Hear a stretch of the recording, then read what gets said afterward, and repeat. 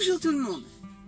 Aujourd'hui, il y a deux sujets où j'ai envie de vous faire partager. Ce sont d'une part le paillage, puisque c'est un sujet qui est d'actualité, car nous rentrons dans des périodes chaudes. Et pour préserver la fraîcheur du sol, c'est vrai que le paillage, c'est une bonne solution. Mais il faut savoir que toute action a ses avantages et ses inconvénients. Et le paillage, en fait partie, bien que ce soit une bonne pratique pour préserver la vie du sol, la fraîcheur du sol, pour limiter dans une moindre mesure les mauvaises herbes, il faut néanmoins prendre en compte que ce système peut comporter quelques inconvénients. Et ça, nous le verrons ensemble.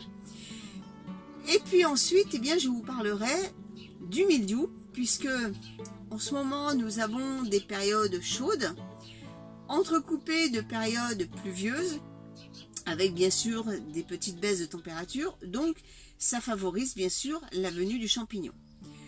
Alors je n'ai pas de mildiou pour l'instant, mais je vais vous montrer ce que je fais pour contrecarrer justement, enfin essayer, parce que on ne maîtrise pas tout et on essaye au mieux d'éviter que le champignon se propage, car une fois qu'il est installé, les cultures sont mises à mal. Nous allons voir tout ça ensemble. Allez, c'est parti!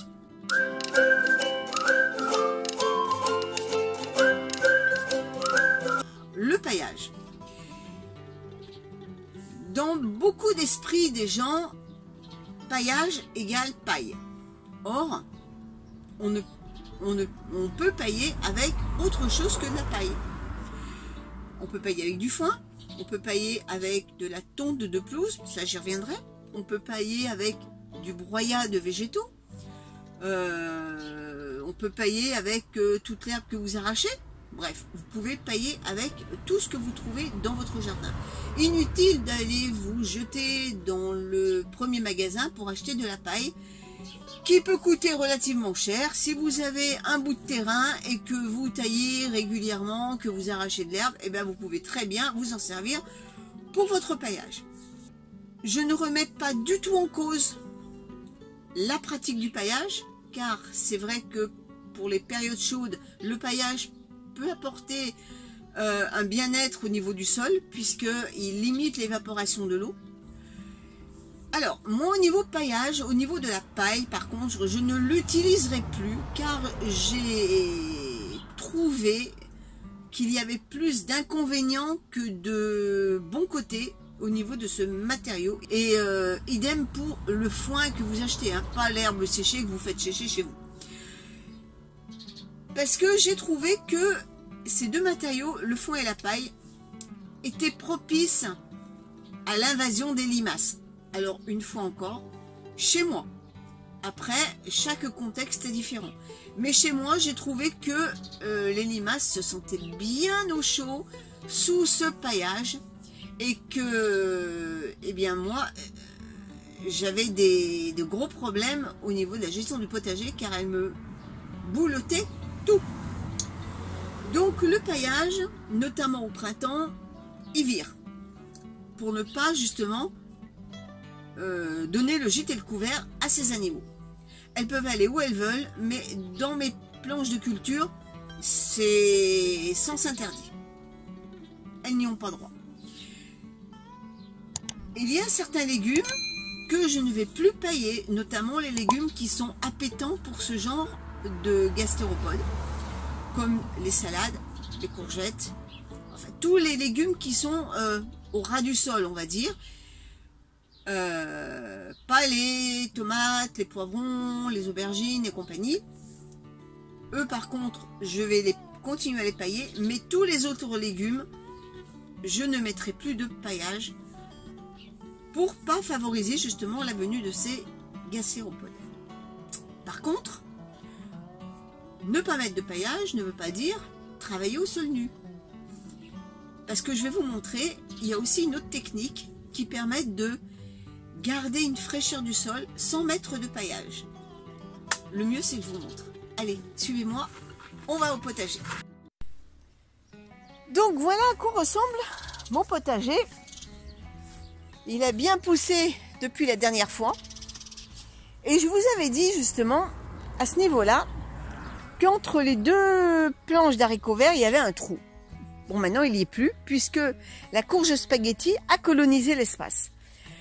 Et je vous avais dit que s'il y avait un trou, eh bien, je mettrais autre chose. Mais finalement, non, parce que vous pouvez voir que, grâce au feuillage de la courge spaghetti, eh bien, le sol, il est recouvert. Il est recouvert au milieu par cette courge, et il est recouvert avec les haricots verts de chaque côté.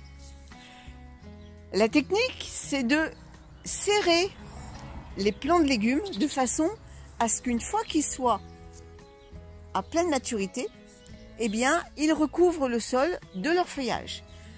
C'est valable pour ici et c'est valable également là. Vous pouvez voir qu'il y a des haricots verts, des betteraves et de la salade. Et je n'ai pas mis de paillage. Et le feuillage, eh bien, recouvre le sol, fait de l'ombre et participe à une... et évite que le sol ne s'assèche trop vite lorsque le soleil tape dessus.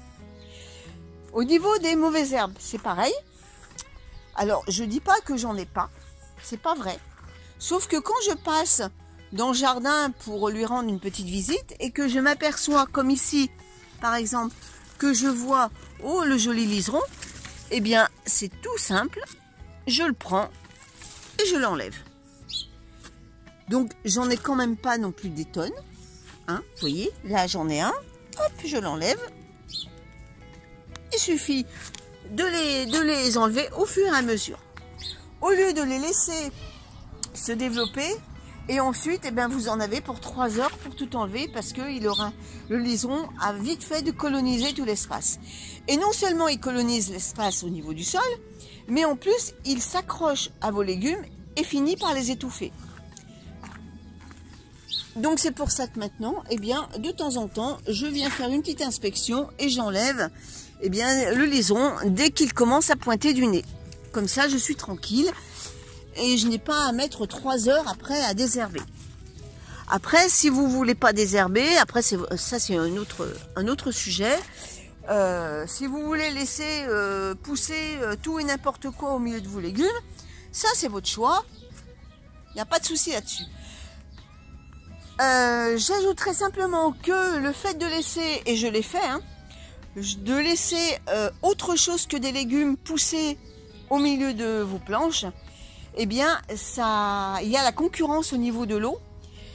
Il faut savoir que l'eau, c'est une ressource qui va devenir de plus en plus compliquée à gérer.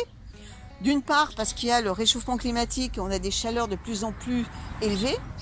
Et donc, eh bien, il va falloir réduire le volume d'eau que l'on met dans le sol. Il faut savoir qu'un légume ne pousse jamais sans eau. Hein, je ne vais pas revenir là-dessus. Mais on peut réduire l'apport en eau, justement, en ombrant le sol, de façon à ce que le sol ne s'assèche pas trop vite. Et si vous mettez en plus d'autres plantes, ou si vous laissez le sauvage s'installer au milieu, je suis désolée de le dire, mais il va y avoir une concurrence en eau. Et l'eau, je préfère la garder pour mes légumes plutôt que ça soit le pissenlit qui vienne s'abreuver. Enfin, je dis le pissenlit, j'aurais pu dire autre chose. Voilà pour cette raison que je ne mets plus rien d'autre que des légumes sur les planches. Même les fleurs, vous pouvez constater que, d'ailleurs je vous mettrai des photos sur, de temps en temps là sur la vidéo. Sur 3 années, je vous mettrai des photos du potager, comment il était, avec bien sûr une profusion de fleurs, de tournesols. Ah, c'était joli, hein. Mais j'avais de gros problèmes de rendement. Alors je récoltais, oui, mais pas au maximum de ses capacités par rapport à la superficie que j'ai. Donc maintenant, les fleurs, je vais en mettre, oui, à côté des tomates comme les œillets d'Inde, mais par contre, tout le reste, je n'en veux plus au milieu des légumes. Alors, on passe ici, vous voyez que là, ce sont des courgettes. Donc ici, j'ai des courgettes. J'ai même semé des carottes. Je vais vous montrer. Donc les courgettes, vous pouvez constater que le feuillage recouvre une partie du sol. Et ça ne l'empêche pas de pousser. D'ailleurs, j'ai une belle courgette ici. Les courgettes font copine avec mes laitues, qui en a un peu de partout, vous voyez. Enfin, un peu de partout, non. Sur une ligne. Alors, l'avantage, c'est que, vu que la salade craint la chaleur, eh bien, les feuilles de courgettes font de l'ombre aux salades, ce qui est bénéfique pour elles. Alors, vous voyez, j'en profite. Quand je passe là, hop, j'enlève ça. Ça prend 2 secondes. Et votre planche est propre. Alors, quand j'entends dire, oui, le propre tue la biodiversité, non, il faut quand même pas non plus être excessif là-dessus. Un potager demande quand même un minimum d'entretien si vous voulez avoir des récoltes. Moi, j'ai fait les deux, j'ai laissé tout pousser, j'ai laissé pousser comme ça va, comme ça vient, les pieds en éventail, et je me suis dit, je vais semer, récolter. Bon, bah écoutez, ça marche pas. S'il n'y a pas un minimum d'entretien à faire, eh bien vos légumes qui ne sont pas des plantes sauvages n'arriveront pas à pousser.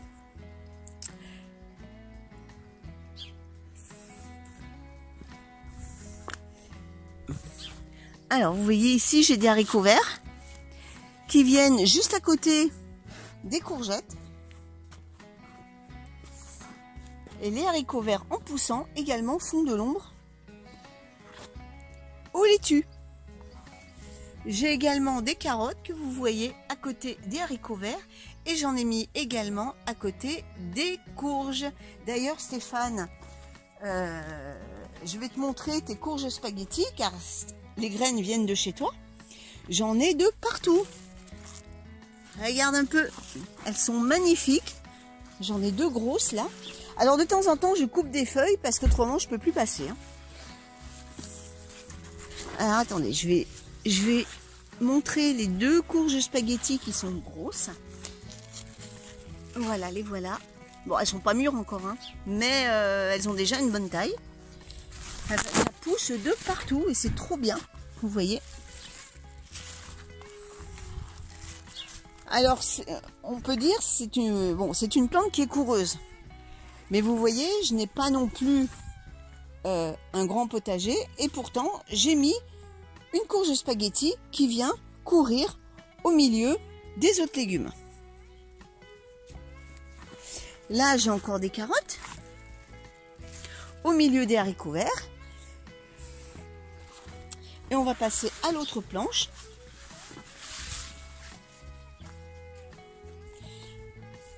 Alors ici, j'ai des haricots verts, des blettes.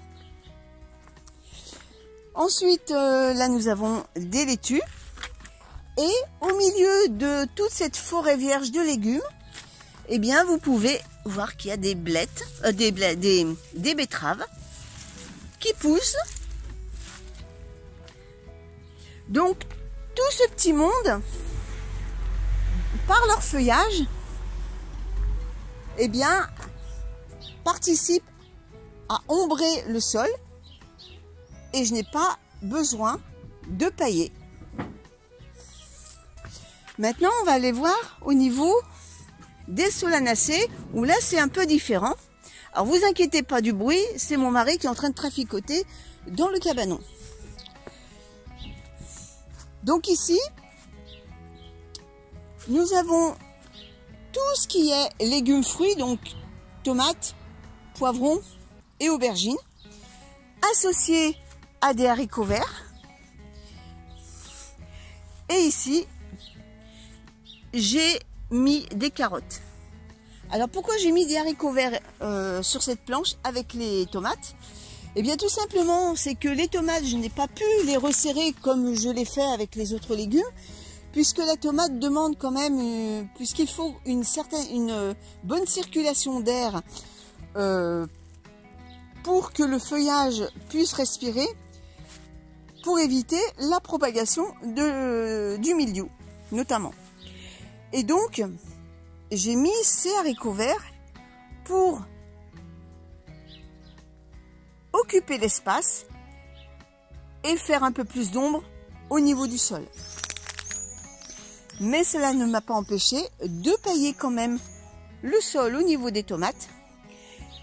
Alors ce paillage, il est en petite quantité, je n'ai pas mis 30 cm d'épaisseur, mais simplement je l'ai recouvert. À chaque fois que mon mari tond la pelouse, eh bien je vais en mettre de temps un petit peu, voilà, à chaque fois, un peu comme dans la forêt. Dans la forêt, vous n'avez pas 30 cm qui viennent d'un coup se mettre sur le sol.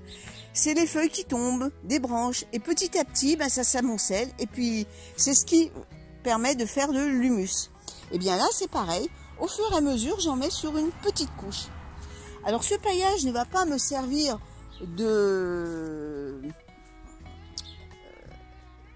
pour limiter la propagation de la mauvaise herbe, c'est simplement pour limiter l'évaporation du sol.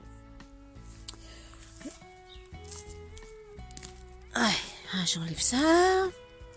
Et vous pouvez constater qu'au niveau des mauvaises herbes, bon, j'en ai un petit peu, mais voilà, de temps en temps, ben, comme je vous dis, hein, je passe dans les rangs et puis j'enlève ce qui me dérange. Donc on fait le petit tour.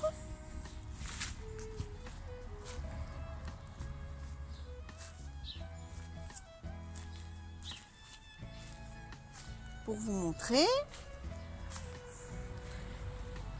Donc voilà. Donc ça, alors là j'ai mis de la tonte de pelouse, mais on peut pas dire que ça soit vraiment que de la pelouse, puisque dans la tonte j'ai également des matières brunes, des matières sèches qui contrebalancent un peu le trop plein d'azote que peut donner une pelouse. Hop, j'enlève. Je fais mon désherbage en même temps.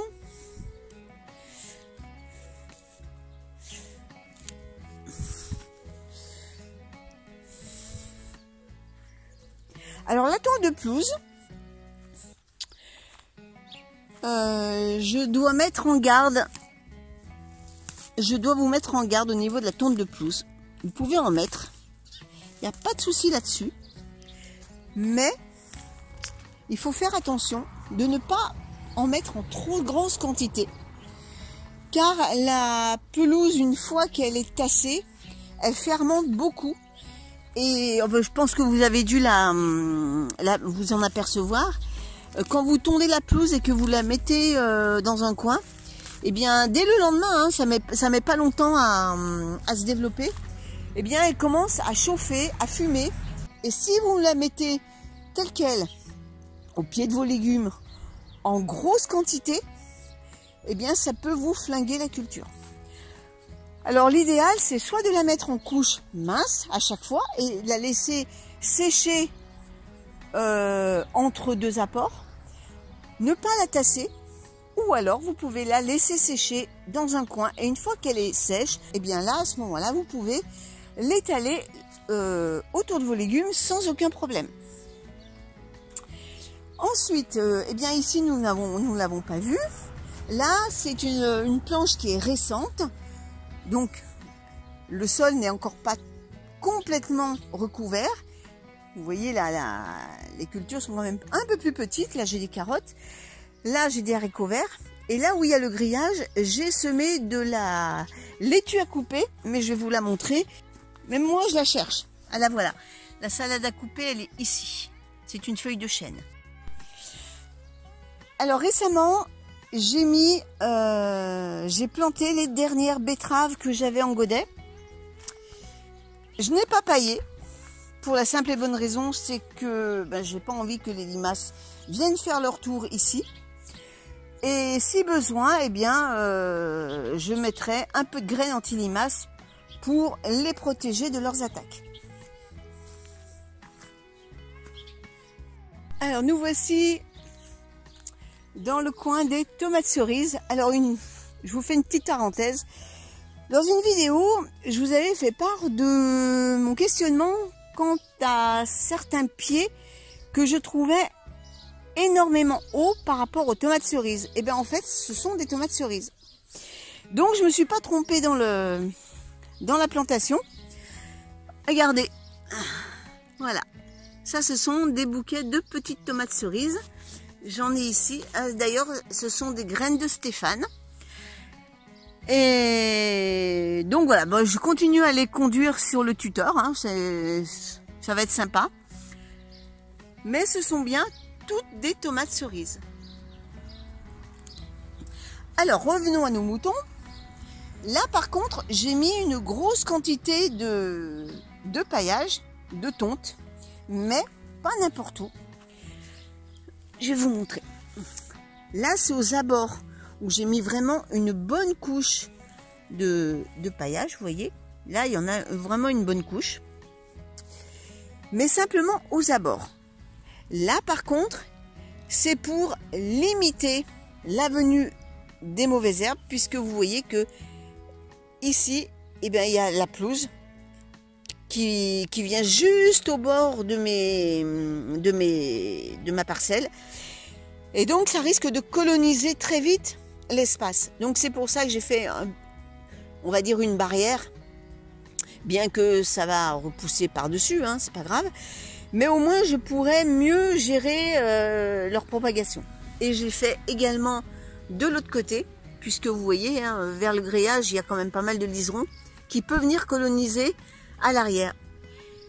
Donc voilà, j'ai mis une grosse couche de paillage. Alors même si elle fermente, c'est pas grave, au contraire, hein, ça va griller les plantes qui sont en dessous, c'est pas gênant. Par contre, au niveau du pied, eh bien j'ai mis plutôt de la matière brune et en petite quantité. Comme ça, ça ne risque pas de brûler le pied. Donc j'ai fait ça tout le long. Alors en fait, à chaque fois que mon mari tombe, je ne mets pas systématiquement au même endroit cette ressource. Une fois, je vais en mettre de l'autre côté vers les grosses tomates. Et la fois suivante, eh bien, je viendrai en déposer ici. Comme ça, ça fait un roulement. Nous pivotons. Là, il y avait les pommes de terre que j'ai arrachées. Et j'ai ressemé des haricots verts qui sont encore un peu petits. Et ici, j'ai planté les poireaux. Et pareil, là, je ne vais pas pailler. J'attends que les haricots verts grandissent et ça va venir faire de l'ombrage au sol. Sachant que ici, c'est quand même pas mal arboré et que en plein milieu de la journée, c'est quand même à mi-ombre. Et au passage, je vous montre ce sont les courges bleues de Hongrie de Stéphane. Là, je vais aller doucement. Regardez, il y a une sauterelle qui est là. J'y vais doucement parce qu'autrement, elle va partir. Voilà la petite sauterelle. Et les courges bleues de Hongrie commencent à se développer. D'ailleurs, on peut en voir une ici. Et j'en ai des petites qui sont, je les ai vues tout à l'heure. Ah voilà, voilà les petites qui sont là. Donc là pareil, là ça ce sont les tiges des pommes de terre que j'ai arrachées et que j'ai déposées au sol. Mais par contre je ne vais pas rajouter de choses puisque la courge bleue de Hongrie va s'étaler et elle va d'elle-même recouvrir cette zone. Alors maintenant, on va parler mildiou.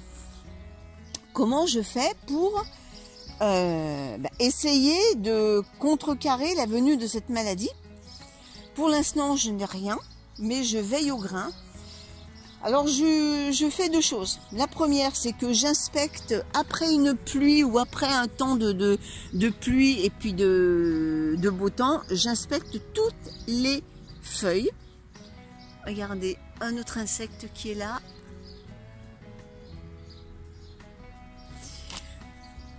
La moindre petite tache, alors toutes les taches sur les feuilles ne veut pas dire que c'est le mildiou, mais je ne cherche pas à comprendre, la moindre petite tache sur une feuille, je l'enlève. Alors je peux enlever la tige entière, c'est-à-dire que je la coupe à peu près ici, je laisse toujours on va dire un moignon. Ou alors, eh bien, quand il n'y a qu'une seule feuille, par exemple, si celle-là avait une tache, eh bien, je coupe simplement le bout, quoi. Voilà, je ne vais pas enlever toute la feuille. Mais systématiquement, toutes les taches, quelles qu'elles soient, que je vois apparaître sur une feuille, eh bien, elle est systématiquement supprimée. Autre chose, même pour les tomates cerises, je supprime toutes les branches, toutes les feuilles qui sont susceptibles de toucher le sol. En fait, toutes les feuilles qui sont basses, je les supprime parce qu'une feuille qui touche le sol peut amener la maladie. Donc vous voyez, j'ai taillé toutes les feuilles de la base en fait. Je les ai supprimées. Je me recule. Mes plants sont super beaux. Contrairement à l'année dernière, alors on n'a pas du tout la même température, chaque année est différente, mais voilà, je vais essayer de vous retrouver une photo de mes plants de tomates l'année dernière, et franchement, mais c'est le jour et la nuit entre cette année et l'année dernière. Mais bon, je n'aime pas trop comparer d'une année sur l'autre, parce qu'il y a tellement de facteurs qui sont différents d'une année sur l'autre. Il y a la température, il y a les conditions climatiques. Voilà, il y a tellement de facteurs. Pour pouvoir comparer, il faudrait qu'une année soit à l'identique de l'année précédente. Or, c'est pas possible. Ah, il y a une chose aussi que je voulais vous montrer. C'est au niveau des fruitiers. L'année dernière, nous avons eu quasi rien du tout au niveau des fruits. Les seuls fruits qu'on a récoltés, ils ont fini aux poules, puisqu'ils étaient toutes piquées, c'était immangeable. Donc j'ai suivi les conseils de Steven, qui vaporise du Bacille thuringiensis, ouais c'est ça, qui est une bactérie qui mange les vers de fruits. Et pour l'instant, je croise les doigts. Je vous montre le petit pommier. Alors, je dis pas qu'il n'y aura pas des pommes qui seront véreuses, mais voilà, j'aimerais bien quand même en récolter quelques-unes, hein, et ce que je ne veux pas, c'est que toute la production de pommes soit entièrement véreuse. Voilà. Donc voilà, vous pouvez constater que pour l'instant ça va bien. Alors une chose que j'ai faite également, c'est que j'ai supprimé certaines pommes, les plus petites, pour favoriser le grossissement des autres. Parce que sur pas mal de branches, elles étaient à 3 voire à 4 agglutinées les unes aux autres. Et donc j'en ai supprimé pour laisser la place à une pomme de se développer correctement. Parce qu'en fait, c'est pas des cerises que je veux, hein, c'est des pommes, bon, pas non plus que ça fasse des courges, mais une pomme de taille raisonnable. Maintenant, on va passer côté poirier. Et par rapport à l'année dernière, les poires sont super jolies. Regardez, elles n'ont pas de taches. Elles sont nickel. Alors là aussi, je les vaporise avec le Bacille.